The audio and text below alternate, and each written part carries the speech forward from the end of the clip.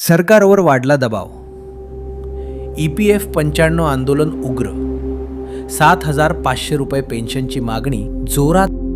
देशभरातील लाखो EPF 95 पेन्शनधारकांसाठी एक मोठा आणि धक्कादायक घडामोडींचा टप्पा समोर आला आहे.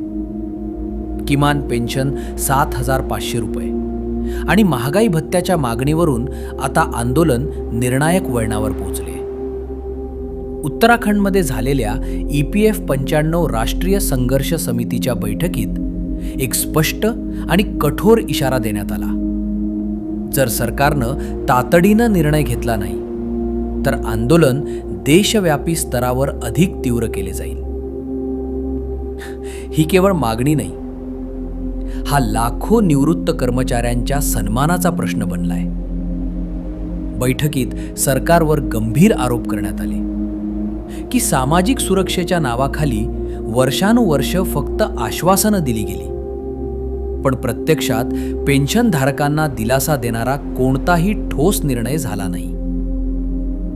उत्तर भारत समन्वयक सुरेश डंगवाल यांनी सांगितले की केंद्रीय अर्थमंत्र्यांसोबतच्या चर्चेत स्पष्ट करण्यात आले आहे की श्रम मंत्रालयाकडून प्रस्ताव आल्यानंतरच किमान पेन्शनबाबत अंतिम निर्णय घेतला जाईल.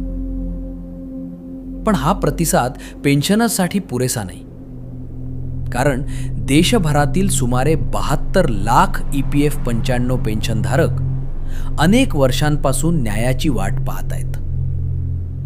समितीचे सचिव BS रावत यांनी सरकारवर थेट आरोप केला की सामाजिक सुरक्षा ही केवळ कागदोपत्री राहिली असून निवृत्त कर्मचाऱ्यांना जगण्यासाठी संघर्ष करावा लागत आहे.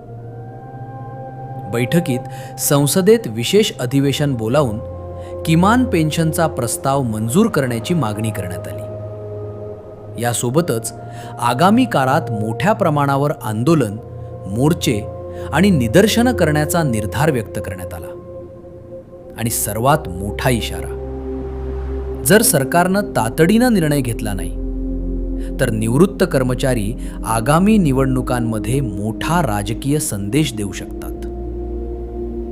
हा फक्त आर्थिक प्रश्न नाही, हा सन्मान, सुरक्षितता आणि आयुष्यभराच्या कष्टांचा हिशोब आहे. आता संपूर्ण देशाचे लक्ष सरकारच्या पुढील निर्णयावर आहे. सरकार 7,500 रुपये किमान पेन्शनची मागणी मान्य करणार का, की हे आंदोलन आणखी उग्र होऊन राष्ट्रीय पातळीवर नवा संघर्ष उभा करणार? पुढील काही दिवस या प्रश्नाचं उत्तर ठरवणार आहेत. तर मित्रांनो, कशी वाटली ही कामाची आणि महत्त्वाची बातमी?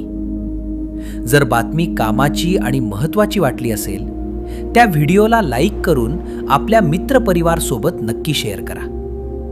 तसेच जर तुम्ही आपल्या चॅनलवर नवीन असाल तर चॅनलला सबस्क्राईब करून बाजूला दिलेल्या बेल आयकॉनला नक्की क्लिक करा.